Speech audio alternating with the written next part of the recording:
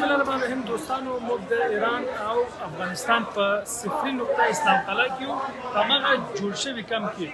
نن ورځ الحمدلله 3600 کورنیو د 3600 وګړو ته موږ د غذایي توکو توزیع درلودله وګورئ ماشاءالله دې کې وریځې دي غوښه هم پکې شته چپس هم دننه پکې شته جوس هم پکې شته او وچه ډوډۍ ده نو الحمدلله ګڼ شمېر خلک دلته منتظر وو ترلاسه کړه او پروسه تقریبا په خلاصېدو ده او تاسو په دې هم پوهېږئ چې موږ تېره ورځ دلته د نغدو پیسو توزیع هم درلودله د ځوانانو د انتقال پروسه مو هم درلودله او د دې ترڅنګ انشاءالله زموږ نورې مرستې به هم په لاره وي او دلته ګورئ د توزیع هغه پروسه ده چې توزیع کېږي د ماشاءالله